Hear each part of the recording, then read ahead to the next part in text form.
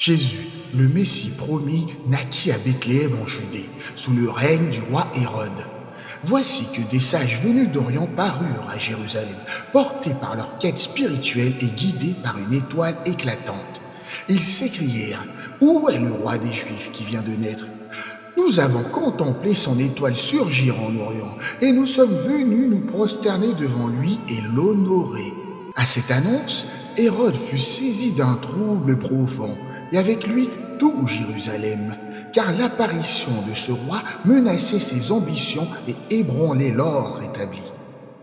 Il convoqua alors les principaux sacrificateurs et les scribes, et leur demanda avec insistance: « Où le Christ doit-il naître ?» Ils répondirent avec assurance: « À Bethléem en Judée, comme l'a proclamé le prophète. Et toi, Bethléem, terre de Juda, tu n'es point la moindre parmi les villes princières, car de toi sortira un guide qui conduira Israël, mon peuple. » Hérode convoqua secrètement les mages pour leur soutirer avec une précision calculée le moment où l'étoile avait fait son apparition. Il les envoya ensuite à Bethléem en leur disant avec ruse: « Partez, recherchez avec diligence cet enfant, et lorsque vous l'aurez trouvé, revenez me l'annoncer, afin que moi aussi je puisse aller lui rendre hommage. » Après avoir quitté le roi, les mages suivirent de nouveau l'étoile. Elle les guida avec une exactitude divine jusqu'au lieu où se trouvait l'enfant et s'arrêta au-dessus. Lorsqu'ils virent l'étoile s'immobiliser, une joie immense et lumineuse envahit leur cœur. Entrant dans la maison, ils découvrirent l'enfant avec Marie, sa mère. S'agenouillant dans une profonde adoration, ils ouvrirent leur coffre pour lui offrir des présents royaux: de l'or, symbole de royauté, de l'encens, parfum de dévotion, et de la myrrhe, annonçant son sacrifice. Mais, avertis en songe par Yahweh de ne pas retourner vers Hérode, ils regagnèrent leur pays par un autre chemin, obéissant à la divine sagesse.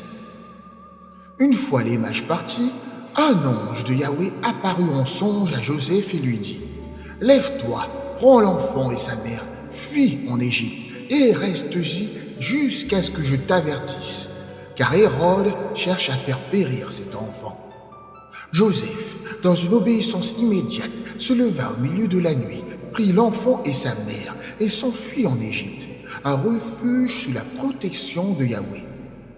Là, ils demeurèrent jusqu'à la mort d'Hérode, accomplissant ainsi la parole prophétique: « J'appelai mon fils hors d'Égypte. » Hérode, réalisant qu'il avait été trompé par les mages, entra dans une fureur meurtrière.